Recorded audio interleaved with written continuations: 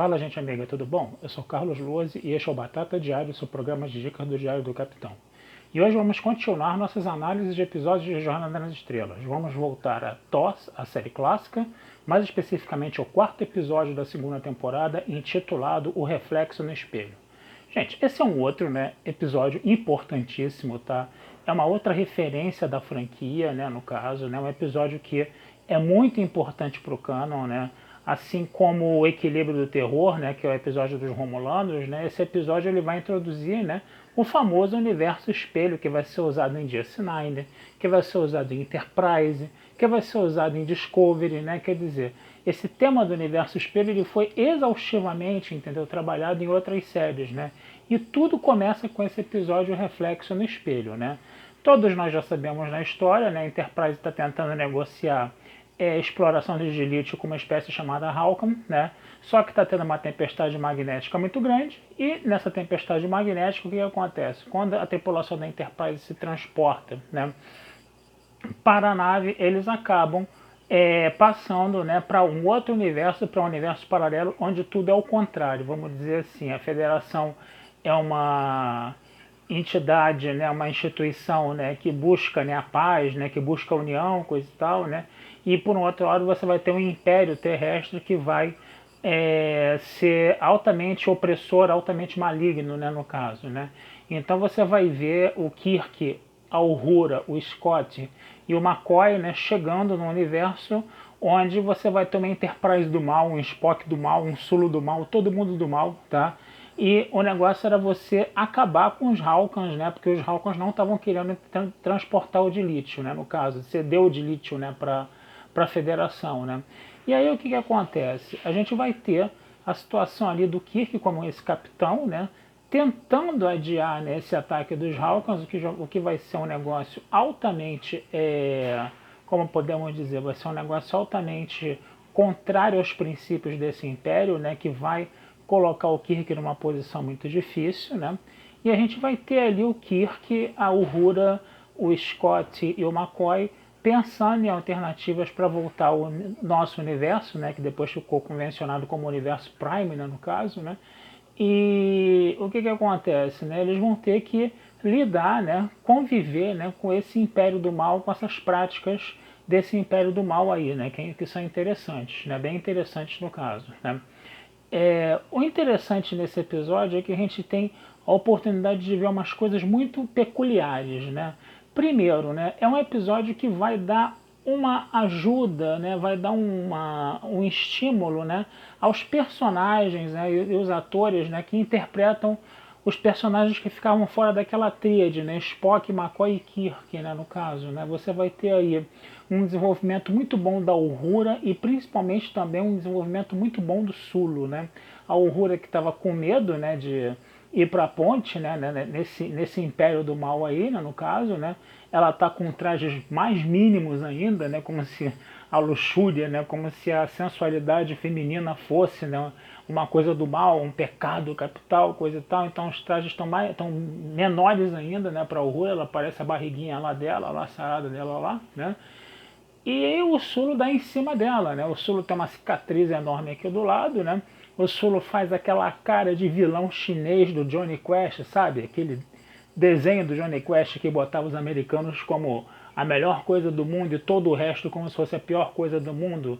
Os africanos, os orientais como se fossem os piores vilões da humanidade. Um desenho de base bem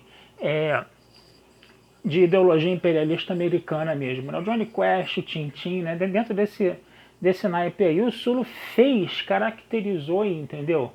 Esse vilão oriental muito fortemente ali. Ele fez uma cara de mal ali no caso, Ele dava em cima da Uhura, logo quem, no caso, Ele dava em cima do personagem, não tem nada a ver com o George Takei, no caso, Mas é interessante a gente perceber, como o George Takei ele conseguiu trabalhar muito bem, Como ele conseguiu incorporar muito bem essa malignidade desse império, mais do que qualquer outro ator ali, Eu achei isso muito interessante, E eles fizeram uma dobradinha, o George Takei e a Nichelle Nichols fizeram uma dobradinha ali que ficou muito bacana, que ficou muito legal, rolou uma química muito grande, né? Eles, né, que já se conheciam antes mesmo, né, de trabalhar em Jornada nas Estrelas, né? É interessante frisar isso, né? E aí é muito interessante você ver que o episódio dá espaço, né, para esses atores, né? E eles corresponderam muito bem, né? Foi um negócio muito bacana, né?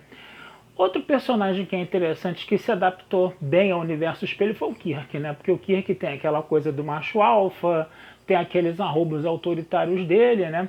Então tinha horas que você percebia que ele se sentia em casa ali, né? Que ele realmente incorporava aquele Kirk mal, né? No caso, né? Que ele realmente usava aquele autoritarismo que é característico do personagem ali para fazer mesmo esse Kirk do universo espelho, né? Mas o mais interessante é que ele não perdia, né?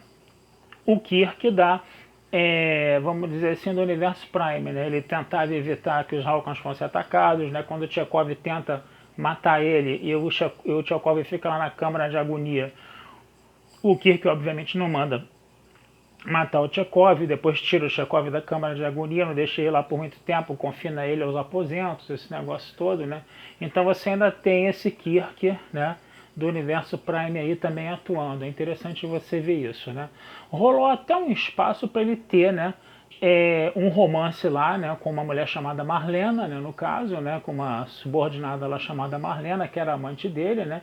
E é muito interessante você ver que essa Marlena, né, que essa personagem da Marlena, né, ela declaradamente ela quer almejar postos, né, você está nesse universo do mal aí, né, no caso, né, que ela quer almejar postos, né, se envolvendo com homens poderosos, deitando com homens poderosos para almejar postos, coisa e tal, né. E o Kirk, vamos dizer assim, o Kirk não olha isso como uma coisa negativa, né, no caso. Ele, inclusive, ele diz que ele é capaz, entendeu, de almejar postos mais altos, entendeu, mas não de uma forma pejorativa que ele fala isso. Ele fala isso acreditando mesmo na capacidade dela, né. É interessante você ver, né, como essa estratégia aí, né, da mulher que está alcançando postos, entendeu, dormindo com homens, que uma cultura mais conservadora diria que é uma coisa que seria mais interesse, né? Mas você também ao mesmo tempo tem uma sociedade que oprime demais a mulher e essa mulher está buscando essa alternativa aí você bota isso num universo espelho onde tudo é o contrário, né? Para legitimar, mas você sente que tem ali sabe, uma certa crítica. Por quê? Porque se o machão do episódio está aceitando, entendeu, que ela tem essa estratégia para poder ascender nessa sociedade, é interessante você perceber isso, né, também, né? É muito bacana você perceber essa questão aí, né, no caso, né? Outra coisa também que é muito interessante é o Spock, né? Porque o Spock, ele é a lógica por excelência, né? E a lógica do Spock, ela parece ser a única coisa completamente invulnerável a essas trocas de universo, entendeu? A lógica não é do bem ou é do mal, a lógica é a lógica por si, entendeu? A gente pode até se perguntar, um Spock no universo espelho não seria ilógico, né? Seria o contrário da lógica, não seria ilógico, né, no caso, né? Mas não, a lógica, ela transpassa esses dois universos e ela permanece, entendeu, intacta nesses dois universos. É como se ela estivesse acima do bem e do mal. É interessante ver isso, né? Embora o Kirk conteste essa lógica do Spock quando ele usa essa lógica, né, para um império que vai ruir, né? Para um império que cedo ou tarde vai ruir. O Kirk estimula esse Spock do universo espelho a fazer uma revolta e direcionar esse império, vamos dizer assim, para atividades mais construtivas, mais do bem, coisa e tal, né, no caso, né? A gente vai ver até que depois esse Spock ele consegue, né, fazer uma grande modificação nesse império terrestre, né, nesse império terrano, né, como se fala, né? A gente vai ver isso sendo falado pela Kirk do espelho lá em Deep Space Nine, né? E é interessante a gente ver, né, que essa ilógica, né, do Spock, no caso de servir um império que estava fadado ao fracasso, ele acaba, né, considerando essa intervenção do Kirk aí, né, porque o Kirk, né, ele está praticamente ali, né, interferindo na cultura, né, de uma outra sociedade, né, no caso, né, ele estaria violando a primeira diretriz. Bom, não é uma sociedade pré-dobra mais, né, entendeu? Então fica essa questão, será que ele poderia interferir a esse ponto, né? Então fica essa questão também, né? Agora, se tem uma coisa que é muito interessante, porque você imagina, né, Uma mulher que se lança dessa estratégia de dormir com homens para alcançar mais postos, já deve ter abalado muito a sociedade conservadora da época, né? A gente está ali em 67, 68 mais ou menos, né? E agora, o que o Kirk fala para estimular o Spock, na última frase que o Kirk fala para estimular o Spock, entendeu? A derrubar esse império terrano aí, esse império terrestre, né? Foi uma frase que realmente deve ter dado uma polêmica muito grande na época, porque você estava ali mais ou menos do auge da Guerra Fria, né, no caso, né? E você imagina se a seguinte situação: o Spock chegar, o Kirk chegar para esse Spock do universo espelho e falar: em toda revolução há um homem de visão. Olha só o que o Kirk falou naquela época, naquele contexto, né? Onde o principal inimigo dos Estados Unidos era a União Soviética e se intitulava um governo revolucionário, né? Aí você pode chegar e me dizer assim: ah, mas não necessariamente ele deve estar se referindo a uma revolução socialista, uma revolução bolchevique. Você tem revoluções no campo das ideias, você teve a Revolução Americana, você teve as revoluções liberais como a francesa e inglesa. Ele poderia estar se referindo a essa. Tudo bem, pode até estar se referindo, mas quando ele fala toda a revolução, sabe? Ele está colocando tudo no mesmo balaio de gatos aí, né? E isso, naquele momento, naquele contexto, deve ter sido uma coisa altamente provocativa para esse público conservador americano. Muito com certeza isso deve ter acontecido, né?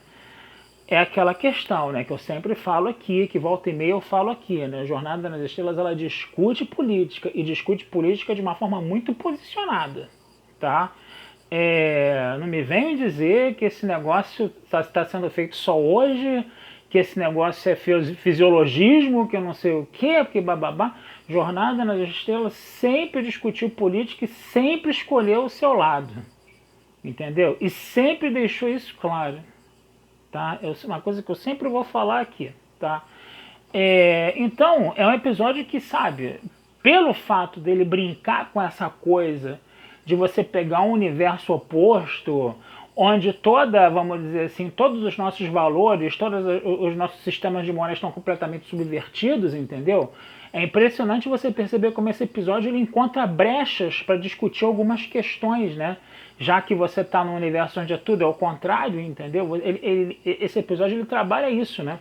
Como essa visão da mulher aí tentando sobreviver numa sociedade que oprime ela demais, né?